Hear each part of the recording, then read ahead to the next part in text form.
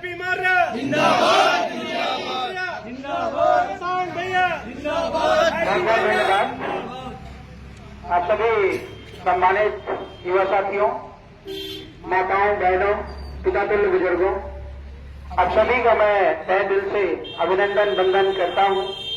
आप सभी ने इतना प्यार दिया, इसके लिए मैं शुक्रगुजार हूं और मेरी जिम्मेदारी से आपकी सेवा में समर्पित हूं।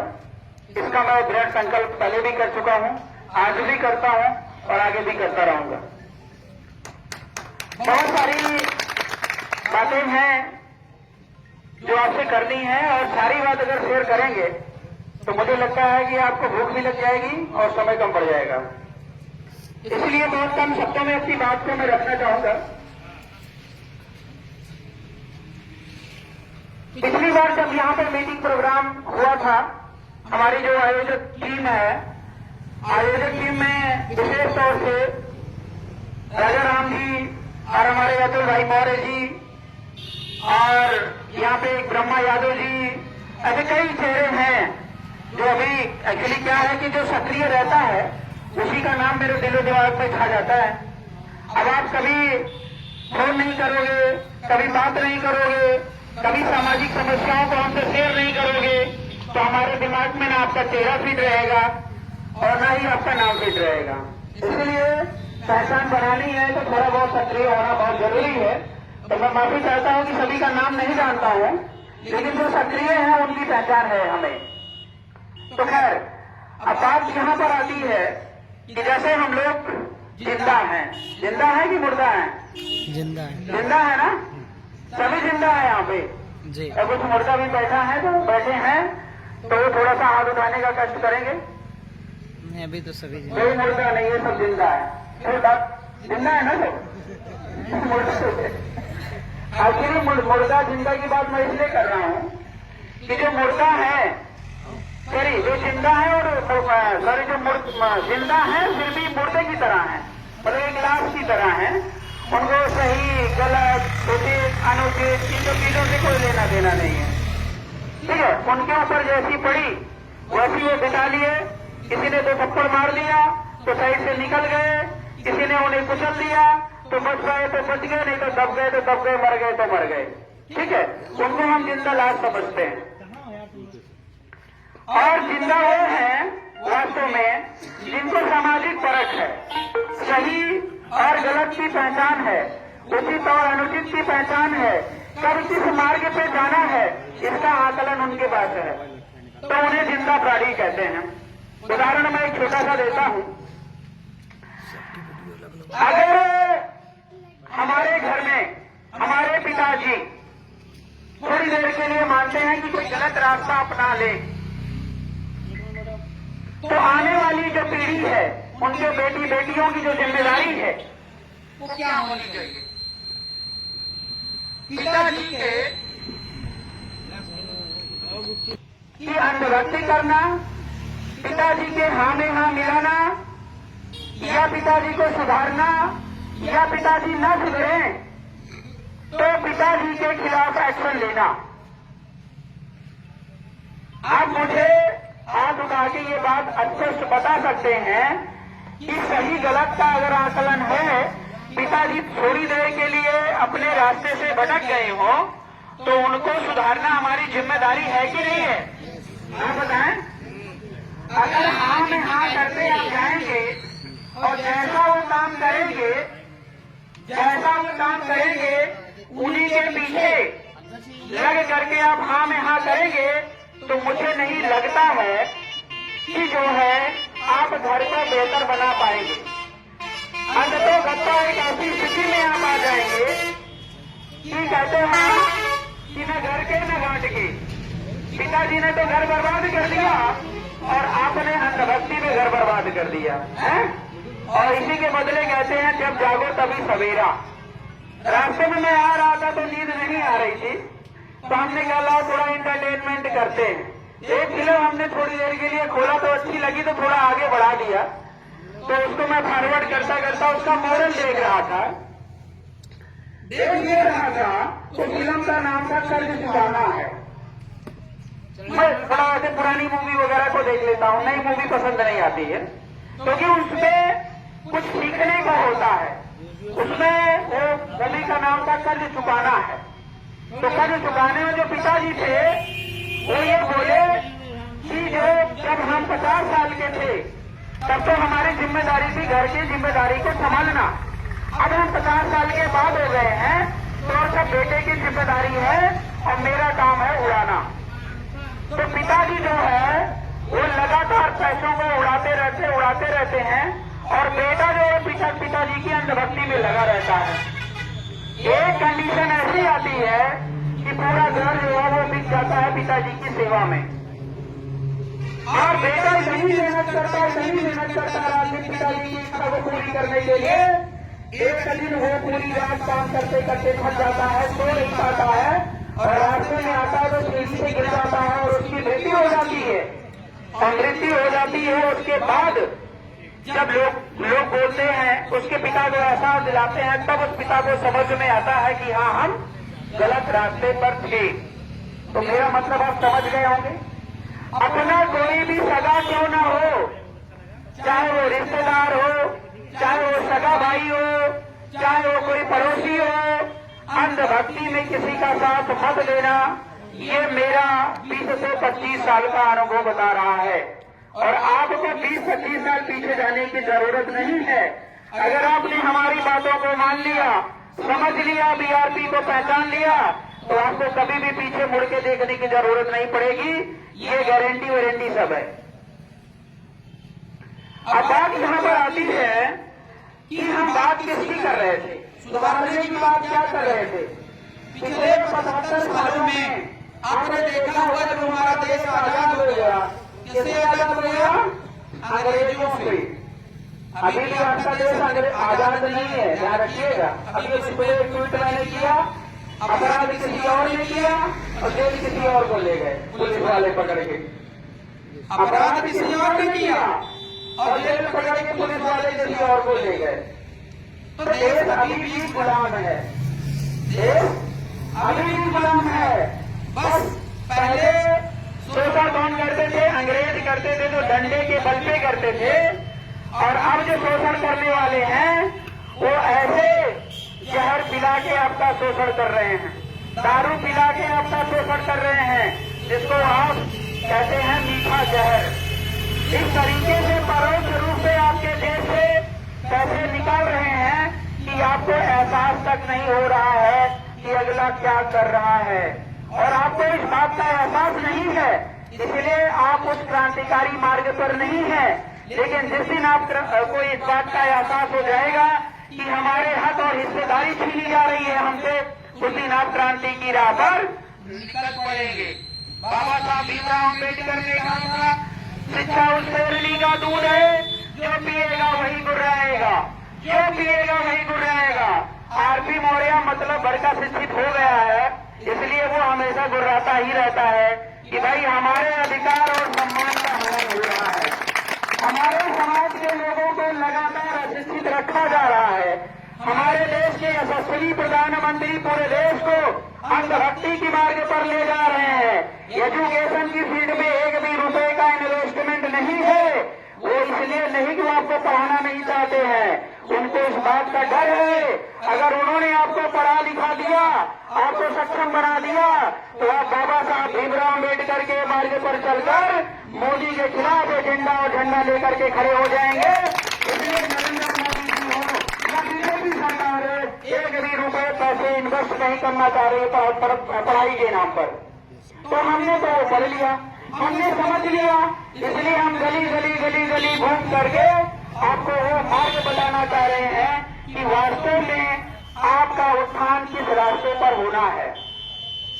हमारे देश और समाज में तमाम प्रकार की जातियां हैं, जातियां, कोई ब्राह्मण है, कोई क्षत्रिय है, कोई वैश्य है और कोई शूद्र है, उसमें भी कई प्रकार के लोग हैं। भगवान बुद्ध को तो आप जानते होंगे। अच्छा, आप ये भी जानते होंगे कि गुरु ब्रह्मा होता है, गुरु बड़ा होता है या भगवान? कौन बड़ा होता है? गुरु बड़ा होता है ना, गुरु बड़ा होता है। तो आपने गुरु जी का कोई ऐसा स्थान बनाया जहाँ पे बैठ के गुरु जी के सामने मन्नत बिन्नत कर सको, आज तक आप लोगों ने नहीं बनाया।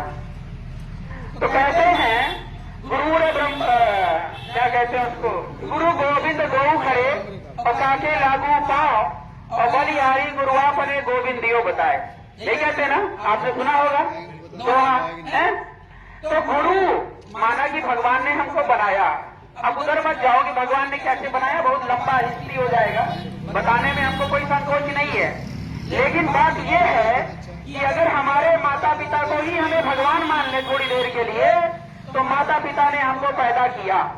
लेकिन जो हमारा लालन पालन कर रहा है, पढ़ा लिखा करके हमको बड़ा कर रहा है, जिसके ज्ञान से हम प्रकाशित हो रहे हैं, उसको गुरु कहते हैं। तो वह गुरु कौन है? वह गुरु इस धरती पर कौन है जिसको आप मानते हैं? बताओ, कोई है आपका गुरु? आप लोगों ने अगर नहीं बनाया है तो गुरु अपना बना लीजिए। मेरा हम्बल रिक्वेस्ट है, और इस धरती पर मैं किसी धर्म जाति संप्रदाय को नहीं मानता।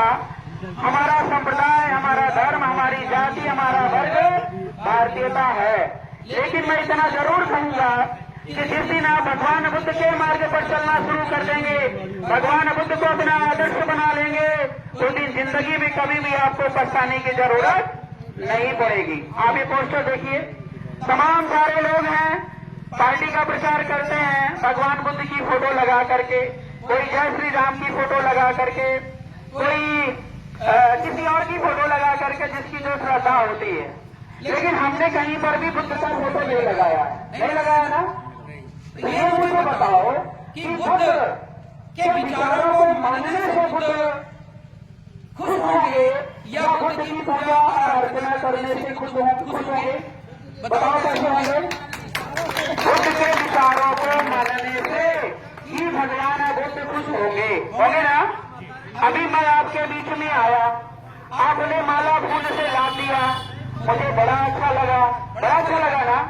लेकिन मैं यहाँ से अगर मैं चला जाऊं और आपने मन में ठान लिया कि आरपी मौर्य अन्य नेताओं की तरह आया था और अपनी बात उल्टा सीधा जो उसकी समझ में आया कह के चला गया, इस काम से आपने डाला और इस काम से निकाल दिया, तो आपके इस माला फूल का क्या मतलब है?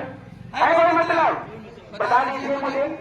तो मेरा कहने का मतलब है, ना तो हम नकली काम करना चाहते हैं और न ही नकली भीड़ इकट्ठा करना चाहते हैं, और चाहते ये हैं कि देश और समाज के प्रति जितने जिम्मेदार हम हैं, उतने ही जिम्मेदार अगर आप बन गए तो आज नहीं तो कल ये समझ लीजिए पूरे भारत देश में आप छा गए, पूरे भारत देश में आप छा गए।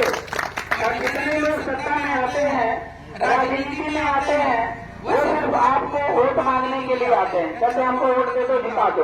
हम कहते नहीं, मुझको मत वोट दो भैया, खुद को ले लो और खुद को जिता लो। हमारा मिशन सफल है। हम भगवान बुद्ध के अनुयायी है। हम कहते हैं मानव एक समान। हम सम्राट अशोक के वंशज हैं। हम कहते हैं कि भारत देश को फिर से सोने की चिड़िया बना देंगे। मौका तो दो फिर एक बार, लेकिन वो मौका कहाँ से आएगा? वो मौका सम्राट अशोक का अगर जमाना होता तो लाठी डंडा तलवार भाला लेकर हम निकल पड़ते और जिस भाई के साथ अन्याय होता उसके साथ अन्याय करके दिखा देते। लेकिन जमाना आज लोकतंत्र का है, जमाना आज वोट अधिकार का है, और जब तक जनता का साथ सहयोग नहीं मिला तो आज के जमाने में कोई सम्राट अशोक नहीं बन सकता है। मेरी बात को समझ रहे हैं ना? अगर समझ रहे हैं तभी ताली बजाइएगा, जबरदस्ती नहीं। इसलिए मैंने कहा जिंदा है तो जिंदा होने का प्रमाण दीजिएगा। आजकल के जमाने में सबसे बड़ा काम है जनता को उचित मार्ग पर लाना। और राजनीति में अगर आपने झूठ बोलना शुरू कर दिया तो मोदी जैसे आप सत्ता में विराजमान हो जाएंगे, दिल्ली पर बैठ जाएंगे। 10 साल नहीं, हजारों साल आप राज करिए और देश वहीं का वहीं पड़ा रहेगा, कुछ नहीं बदलेगा। और न बदला है, कहीं पर भी कोई भी उदाहरण आप लेकर के देखेंगे तो देश लगातार गर्त में जा रहा है। लेकिन छोटे फोटो बैनर पोस्टर पे ये दिखाया जा रहा है कि देश जो है देश मतलब पूरे विश्व में सबसे आगे जा रहा है। बताओ, हमारे देश के प्रधानमंत्री नरेंद्र मोदी ने G20 की मीटिंग कर ली, ठीक है ना, 20 देशों को बुला लिया दिल्ली में। 2 साल से प्रचार कर रहे हैं कि G20 की आज यहाँ पर पोस्टर नहीं लगा है, पूरा दिल्ली में पोस्टर ही पोस्टर लगा है। कहाँ से लग रहा है भाई? पैसे कहाँ से आ रहे हैं? अभी 2024 का चुनाव आ रहा है। मोदी जी ने 10 साल काम किया, तो आप लोगों ने नहीं जाना मोदी जी ने कितना काम किया? बताओ, सबको पता है ना मोदी जी के बारे में? कोई बंदा ऐसा भी है जिसको मोदी जी के बारे में ना पता हो, लेकिन 2-2 लाख के पोस्टर, टीवी चैनल, बैनर सब पूरा छाए पड़े हैं। अब बताओ क्या जरूरत है उस व्यक्ति को प्रचार करने की? हम लोगों ने तो नई पार्टी बनाई ना, तो नई पार्टी जब बनाई तो प्रचार प्रसार नहीं करेंगे, आपके घर तक नहीं जाएंगे, तो आप कैसे जान पाएंगे कि आरपी मौर्य कौन है, आरपी मौर्य क्या चाहता है? ये आप नहीं जान पाएंगे। इसलिए मजबूरी है कि आपके घर और द्वार तक जाएंगे और बताएंगे कि मैं ये हूँ, मैं ये करना चाहता हूँ। इस बार आप मोदी जी को नहीं, आरपी मौर्य और पार्टी को सपोर्ट करिए। हम लोग असली शासक हैं और वास्तव में असली काम करके दिखाएंगे। लेकिन 10 साल बिताने के बाद भी अगर जिस प्रधानमंत्री को प्रचार प्रसार करना पड़े वोट मांगने के लिए, उस प्रधानमंत्री को सर में 20 किलो भर पानी में डूब के मर जाना चाहिए, समझे ना? लेकिन हमारे देश का प्रधानमंत्री खाली ये कहता है काम हो या ना हो, लेकिन प्रचार हो। और आपने ये भी सुना है, अगर प्रचार है तो व्यापार है। पूरे देश के पूंजीपतियों को अपने कमर में, अपने मुट्ठी में बांध के रखा हुआ है और कहता तुम हमें पैसा दो, हम प्रचार करेंगे, सत्ता में विराजमान रहेंगे और तुम जाकर के देश को लूटो। जितना बड़ा धंधा करना है तो धंधा करो। ये पूरा देश आपके नाम पर बिका हुआ है। हमें देश, समाज और इस देश की जनता से कोई प्यार मोहब्बत नहीं है, सिर्फ हमें व्यापार से मतलब है, सिर्फ व्यापार से मतलब है। ये मोदी जी का इंटरनल प्लानिंग है। और हमारे जो अज्ञानी समाज के लोग हैं, जो जिंदा नहीं मुर्दा हैं, तो ये कहते हैं, क्या कहते हैं? कहते हैं नहीं भाई मोदी है तो सब कुछ मुमकिन है। जब ये देश लुट जाएगा तब उनको याद आएगा कि मोदी है तो मुमकिन है। तो मैं आपसे ये बात कह रहा था, क्योंकि विपक्षी पार्टियों में जाएंगे तो बहुत कुछ चीजें ऐसी हो जाएंगी कि छूट भी जाएंगी और हर बार धक्का भी नहीं मिलेगा। तो दोस्तों मैं ये कह रहा था कि बात यह है कि देश में 75 सालों का अगर आकलन किया जाए तो भारत देश में कोई भी ऐसी पार्टी आपको नहीं मिली होगी जिसे आप अपनी पार्टी कह सकते हैं। अगर कोई दावे के साथ कहता है कि मेरी ये पार्टी है तो बता दीजिए मैं ये पार्टी को विलय कर देता हूँ और आपके साथ कदम से कदम मिला करके चलने की शुरुआत आज से और अभी से आपके सामने चलने का निर्णय मैं लेता हूँ। मैं लेता हूँ व्यक्तिगत तौर पे, पार्टी के लोग लेना हमारे, लेकिन अगर आपने मुझे संतुष्ट कर लिया तो आपके साथ हम कदम से कदम मिलाकर चलने के लिए तैयार हैं। लेकिन मैं दावा करता हूँ कि भारत देश के अंदर कोई ऐसी पार्टी नहीं है जिसे आप अपना और अपने बाप की कटौती कर सको। अगर आपको पार्टी अपनी बनानी है तो आप अखिलेश यादव की तरह एक पार्टी बनाओगे, फिर अपनी बेटी, बीवी, बच्चे सबको आगे बढ़ाने का काम करोगे। मायावती की तरह एक पार्टी बनाओगे और पूरा एकाधिकार होगा, मायावती जी का अधिकार चलेगा। लेकिन जब आपके बेटी बहू को विधायक, नेता, सांसद बनना होगा तो आपको करोड़ों करोड़ों रुपए देने पड़ेंगे। देने पड़ते हैं कि देने पड़ते हैं, आप बताइए। तो इस तरीके की पार्टियां जो है हमारे देश में पूरा कब्जा करके बैठ गई हैं और पूरी तरह जो है वो समाज सेवा, देश सेवा से विमुख होकर के सिर्फ और सिर्फ व्यापार कर रही है। तो ऐसी स्थिति में इन पार्टियों को रोकने की जिम्मेदारी किसकी है, आप बताइए? हमारी है ना, हम सबकी है ना। हाथ उठा के बोलिए, हम सबकी है। अगर देश ही नहीं रहेगा तो आप कहाँ रहोगे, मुझे बताओ? जब देश नहीं रहेगा तो आप कहाँ रहोगे? आपका घर रहेगा? आजकल तो बुलडोजर चलना शुरू हो गया। देश रहने के बाद हो सकता है कि आपको वहीं से खत्म कर दिया जाए। तो देश में ऐसी कोई पार्टी नहीं है, ऐसा कोई नेता नहीं है जिसे आप अपना कह पाओ। क्यों नहीं है? क्योंकि किसी पार्टी में आपको भागीदारी नहीं मिलेगी। भागीदारी का मतलब ये है, थोड़ा सा समझिएगा, जैसे स्कूल में कभी आप जाते होंगे, किसी बच्चे से अगर आप पूछ लीजिए कि बेटा क्या बनोगे, तो उसकी सोच देखो नौकरी तक है। वो कहेगा डीएम बनूंगा, कलेक्टर बनूंगा, एसडीएम बनूंगा, पुलिस बनूंगा, फौज में जाऊंगा। लेकिन कभी कोई बच्चा, मैं गारंटी के साथ बोलता हूं, कोई बच्चा ये नहीं कहेगा सर मैं प्रधानमंत्री बनूंगा। आजमाया कभी आपने? आजमा के देखो, कभी आजमा के देखो। बाबा साहब भीमराव अम्बेडकर ने कहा सत्ता हर ताले की चाबी है, कहा ना। उसी बात को बहुत पहले सम्राट अशोक महान कह के चले गए, मेरे पुत्रों, मेरे परपुत्रों, मां सभी रोज शासक बनिए, तब तुम्हारी भी रक्षा होगी, देश की भी रक्षा होगी। लेकिन हम लोग उनकी बात को ध्यान नहीं देते हैं। तो हमारे देश समाज का बच्चा ये कहने की क्षमता नहीं रखता है कि मैं भारत देश का प्रधानमंत्री बनूंगा। अभी मैं कह दूं कि सर आप लोग मुझे सपोर्ट करिए, मैं भारत देश का प्रधानमंत्री बनूंगा, तो मैं गारंटी से बोल रहा हूं कि अंदर ही अंदर 50% लोग हंसेंगे, हैं? स्वयं भैया पहली बार रायबरेली में आ रहे हैं और 4 लोग इकट्ठा नहीं हुए और प्रधानमंत्री बनने का सपना देखने लगे, है ना? कल सोच रहा ना लगा, बताइएगा। हाँ, तो ये हमारी सोच है। हमारी सोच इतनी गिर गई है कि हम वो सोच ही नहीं सकते कि हम इस देश के शासक बन सकते हैं। एक हमारे आदर्श हैं गुरु जी, एक भाई ने उनसे पूछा कि ये बताओ बीआरपी क्या है, बीआरपी क्या है? तो उन्होंने कहा कि तुम ये बताओ, आज से 25 साल पहले बीजेपी क्या थी, 30 साल पहले बीजेपी क्या थी? उन्होंने कहा 30 साल पहले बीजेपी कुछ नहीं थी, शून्य थी। 30 साल पहले बीजेपी शून्य थी, वही शून्य आज बीआरपी है, वही शून्य आज बीआरपी है। लेकिन जब आप पेड़ लगाओगे, उसको खाद पानी दोगे नहीं, तो पेड़ बड़ा का और कैसे होगा? आपके घर में जब बच्चा पैदा होता है तो तुरंत वो कमा के खिलाने लगता है क्या? कितनी साल आप सेवा करते हैं बच्चे की? कितनी साल सेवा करते हैं? कम से कम 18 साल पढ़ा के, लिखा के, पैसे खर्च के उसको बड़ा करते हैं, और बड़ा करने के बाद जब सक्षम हो जाता है तब आप उम्मीद करते हैं कि हमारे बुढ़ापे का ये सहारा बनेगा, बनेगा ना।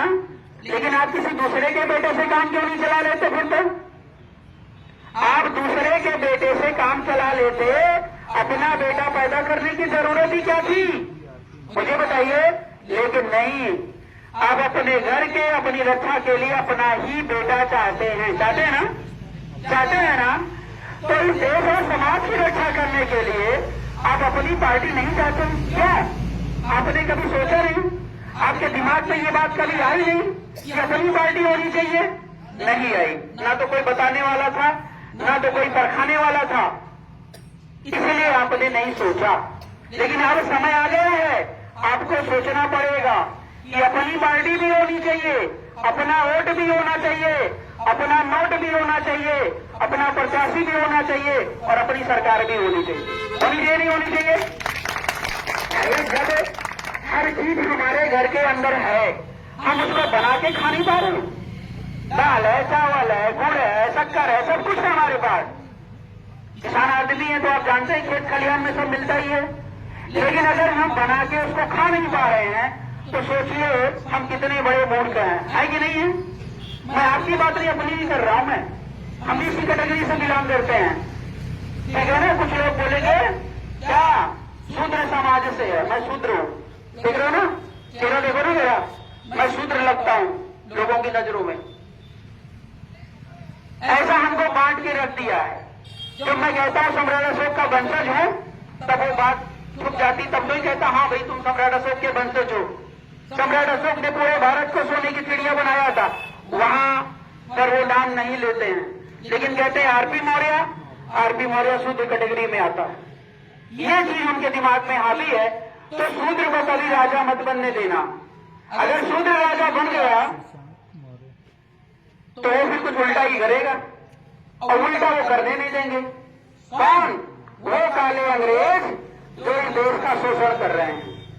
जो आपके हक और हिस्सेदारी की रोटी को इन पूंजीपतियों को बेच रहे हैं। ये बात आप समझ लीजिएगा। लंबा लंबा भाषण देने की मुझे आदत नहीं है। 100 शब्द में एक बात कहने की बात है। तो बात यह है कि अभी तक 75 सालों से तमाम लोग आपके बीच में आकर के न जाने कितनी समस्याओं का विवरण आपको दिया होगा, डिटेल बताया होगा ना, लेकिन समाधान किसी के पास नहीं है। समाधान है तो सिर्फ और सिर्फ बीआरपी के पास है। समाधान अगर है तो सिर्फ और सिर्फ बीआरपी के पास है। वो बात ये है, एक भाई साहब का फोन मेरे पास आया, बोले आरपी जी अब उसे बताओ किसको मतलब किसको सपोर्ट कर रहे हो, किसको सपोर्ट कर रहे हो। मुझे किसको सपोर्ट कर रहे हैं? अरे जब सपोर्ट ही करना था तो हमने पार्टी क्यों बनाई भाई? जब हमने सपोर्ट ही करना था तो पार्टी क्यों बनाई? दूसरी बात, सपोर्ट और गठबंधन उसके साथ होता है जिसकी विचारधारा मैच करती है। ये बताओ, हम भारत देश को फिर से सोने की चिड़िया बनाना चाहते हैं, बच्चे बच्चे को हक अधिकार देना चाहते हैं। बताइए वो कौन सी पार्टी है जो हमारी विचारधारा से मैच करती है, जिसका मैं सपोर्ट करूं? कोई पार्टी नहीं देश के अंदर, कोई पार्टी नहीं है। एक कांग्रेस पार्टी है दिल्ली पे, जब से देश आजाद हुआ तब से कब्जा करके बैठी है। और आपके रायबरेली में तो सुना मैंने कि गए उनका कोई बता नहीं है। आपने पूरे रायबरेली में दान कर दिया है क्या? पूरे रायबरेली आपने दान कर दिया है। आपके बेटी बहू, अरे मेरी छोड़ो यार, अपने बेटी बहू को कभी आजमा लेते भैया। हमारे समाज का घर परिवार का लड़के यहाँ पे सांसद बनके दिल्ली में जाकर के दहाड़ेगा। एक विदेशी महिला को आप लोग सेलेक्ट कर रहे हो, हैं? कहां पर हैं आप बताइए मुझे, कहां पर हैं? और सोनिया गांधी अगर यहाँ पर सांसद बन के जाती हैं तो उन्होंने ऐसा कौन सा काम कर दिया जो हर घर खुशहाल है? मुझे बता दो। सम्राट अशोक के जब जमाने को याद करोगे तो हमारा देश सोने की चिड़िया थी। लोगों के घरों में ताले नहीं लगते थे। पूरे विश्व में जितना सोना होता था, आधा सोना हमारे भारत देश में होता था। वो जमाना था। और क्या यह देश नहीं बन सकता है? बन सकता है, लेकिन अगर नीयत साफ हो तभी हो सकता है। लेकिन अगर शोषण करोगे तो सत्ता में विराजमान रहने का अगर इरादा है तो इस देश का विकास कभी नहीं हो सकता है विनाश के अलावा। तो भारतीय राष्ट्रीय पार्टी जो आई है, अभी भैया हमारे आईपी जी ने बताया कि भारत देश की पहली एक पार्टी है भारतीय राष्ट्रीय पार्टी। नाम पसंद है? नाम अच्छा है कि नहीं? अच्छा है। कोई कमी है तो बता देना, सुधार फिर हो जाएगा। है? भारतीय राष्ट्रीय पार्टी एक ऐसी पार्टी है जो आने वाले दिनों में बीजेपी को बहुत बढ़िया टक्कर देने वाली है। बीजेपी को, और बीजेपी के सामने और कोई टिकता नहीं, आपको पता है ना? अगर मैं बोलूं कि मोदी नहीं तो कौन, मोदी नहीं तो कौन, ऐसे लोग बोलते हैं आज तो सोशल मीडिया, मोदी नहीं तो कौन? अरे मोदी नहीं तो तू मर गया क्या? है? तो मोदी नहीं तो कौन? भारत देश के अंदर विपक्ष नाम की कोई चीज नहीं है, नहीं है ना? अगर आपने देखा होगा गठबंधन किया, उसके बाद टाटा है बस। तो जब विपक्ष है ही नहीं है और आप विपक्ष बनाना ही नहीं चाहोगे तो मोदी साहब कैसे जाएंगे? मुझे बता दो। राज उन्हीं का चलेगा। ईवीएम है, वोट देना आपकी मजबूरी है। कभी पर्चा खारिज कर दिया जाएगा अच्छे कैंडिडेट का, कभी उसको दबा दिया जाएगा, कभी उसको जेल में डाल दिया जाएगा और उसको जीतने नहीं दिया जाएगा। तो मोदी ही तो आएगा। आप बताओ मुझे। अब बीआरपी आ चुकी है तो बीआरपी आप समझ लीजिए कि एक छोटा सा पौधा है, छोटा सा पौधा है। आप धैर्य रखिए, जल्दबाजी मत करिए, ठीक है? सत्ता में कोई भी रहे, अगर आप बीआरपी में हैं, ठीक है, तो आपके साथ अन्याय नहीं होगा, इस बात की गारंटी हमारी है। अगर आप बीआरपी में हैं, बीआरपी के सदस्य हैं या कोई बीआरपी का सदस्य का सगा संबंधी है, वो कहता भैया मुझे ये प्रॉब्लम है, तो सरकार किसी की भी हो, आपको हम ज्यादा तो नहीं दे सकते हैं, लेकिन आपके हक और अधिकार छीनने नहीं देंगे। उसके लिए हम अंतिम सांस तक लड़ेंगे। लेकिन ये जो प्रोग्रेस का कारवां है, धीरे धीरे धीरे धीरे वो बढ़ते रहना चाहिए, क्योंकि वो पौधा बड़ा होगा, हमारी माइंड पावर बढ़ेगी। अभी जैसे एक यहाँ पर आपने सुना होगा, आजमगढ़ में कुछ दिन पहले ब्राह्मण वर्ग के कुछ लोग थे, उन्होंने एक मौर्य की हत्या कर दी थी, महिला को। आपने सुना होगा, पेपर में चला था। तो उस भाई को मैं गया था, सबसे पहले मैं ही गया था। उस भाई को मैंने कहा लखनऊ आओ और योगी आदित्यनाथ जी और हमारे स्टूल मंत्री साहब हैं, उनका हम घेराव करते और अपने हक अधिकार के लिए कम से कम परिवार को कुछ मिले, न्याय मिले, कुछ आर्थिक सहयोग मिले। तो सबसे पहले वो लड़का तैयार नहीं हुआ, आने के लिए तैयार नहीं हुआ, क्योंकि वहां पे सपा के लोग लग गए कि नहीं, आरपी मौर्य जी ऐसे बरगला। राजनीति में कोई किसी कुछ भी बोल दे, इसका कोई गारंटी नहीं है, सही हो गलत हो, जो बोल गए सब सही है। लेकिन हम जो बोलेंगे 100% नहीं होगा, ध्यान रखना। कभी भी आप क्रॉस रिकॉर्डिंग भाई लोग कर रहे हैं, कभी भी क्रॉस आप मेरे से पूछोगे, आज के 15 साल जो आरपी मौर्य के विचार थे, आज भी वही है, कल भी वही रहेंगे, कल भी वही रहेंगे। तो मैंने अगले को बुलाया, वो बंदा नहीं है। हमने ये सोचा क्या कि अगर हम योगी आदित्यनाथ के खिलाफ आंदोलन छेड़ देते हैं, तो ये मुझे बताओ, दूसरे समाज की बात तो बाद में करेंगे, मौर्य समाज के कितने लोग लखनऊ में उस आंदोलन में भाग लेंगे? आप अपने हिसाब से बताओ, अगर मैं आंदोलन छेड़ देता तो कितने लोग वहां पर आ जाते? आपको खुद पता है, 500, 200, 300 होना बहुत बड़ी बात थी। बड़ी बात थी ना? 1 घंटे के लिए देखने आते और उसके बाद भाई आरपी मौर्य कर रहा है, ठीक है अच्छा है, अच्छा, लेकिन हमें जाना है खेत में। मतलब हमारे समाज के लोगों के बीच में जब आप देखोगे तो उनके पास समय नहीं है, और अगर समय नहीं है तो वो मैन पावर क्रिएट नहीं होती है। अगर मैन पावर क्रिएट नहीं होती है तो कैसा नेता, किस बात का नेता बताइए आप? आपके ही समाज से माननीय श्री स्वामी प्रसाद मौर्य जी हैं, एक बार उनसे मेरी बात हो गई थी ना, आपने सुना होगा आरडीओ में। अगर नहीं सुना होगा तो मेन पॉइंट में बताता हूं। तो मैंने बोला सर ये क्या हो रहा है, आप बीजेपी में बार क्यों जा रहे हैं? तो उन्होंने कहा कि जब आपका समाज चूहा और बिल्ली है तो बताओ मैं क्या करूं।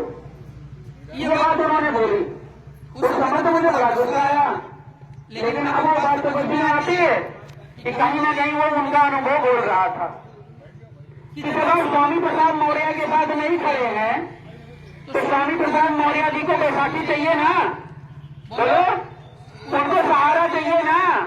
माननीय श्री केशव प्रसाद मौर्य जी को बीजेपी ने बनाया है, तो केशव प्रसाद मौर्य जी बीजेपी के लिए काम करेंगे या आपके लिए काम करेंगे? मुझे बता दीजिए। बीजेपी के लिए काम करेंगे। सीधी सीधी हिसाब की बात करना, क्योंकि आप जिंदा है, मैंने मान लिया आप जिंदा है। अगर स्वामी प्रसाद मौर्य जी मान लेते हैं विधायकी नहीं जीत पाते हैं, सांसदी नहीं जीत पाते हैं, बीजेपी का सहारा चाहिए, तो बीजेपी में जाके विधायक सांसद बन रहे हैं, तो वे आपके कैसे हो गए? और वो बीजेपी में क्यों गए? इसीलिए क्योंकि आप उनके साथ नहीं गए। आप पका पकाया माल खाना चाहते हैं ना, तो ये स्वामी प्रसाद जब बन के आएंगे तो स्वागत कर लूंगा। स्वामी प्रसाद अगर बन के नहीं आएंगे तो कौन स्वामी, कौन आरपी मौर्य? आज आरपी मौर्य को उत्तर प्रदेश का मुख्यमंत्री बीजेपी वाले बना दें, थोड़ी देर के लिए अगर ऐसा हो जाए तो मैं बता रहा हूं कि यहाँ पे खड़ी होने की जगह नहीं रहेगी, इतनी भीड़ लग जाएगी और सबसे आगे मौर्य रहेगा। गलत है सही? गांधी राम ने कहा था कि पार्टी अपनी होनी चाहिए, पार्टी अपनी होनी चाहिए, कांग्रेस को देगा। तो बीजेपी वालों ने काशीराम को अपना गुरु बना दिया, बनाया। काशीराम कहते थे पार्टी अपनी होनी चाहिए, कैंडिडेट कोई भी हो चलेगा। तो बीजेपी वालों ने कहा कि पार्टी तो अपनी है ही है, मनवादियों की, और कैंडिडेट स्वामी हो या केशव हो, क्या फर्क पड़ता है, कुछ हिला थोड़ी लेंगे, हाँ? और उनको आगे ला करके मौर्य समाज का वोट ले करके अपनी विजय पताका हम फहराएंगे। यही बीजेपी का उद्देश्य है ना। लेकिन अगर आप उनके साथ खड़े होते हैं तो गलती आपकी है। मैंने आपको स्टार्टिंग में ही बता दिया कि मेरा बड़ा भाई, मेरे पिताजी, मेरे सीनियर अगर अपने रास्ते से भटक गए हैं तो हमें दूसरा रास्ता बना लेना चाहिए। दादाजी गलत बोल रहा हूं तो बता दीजिएगा। तो स्वामी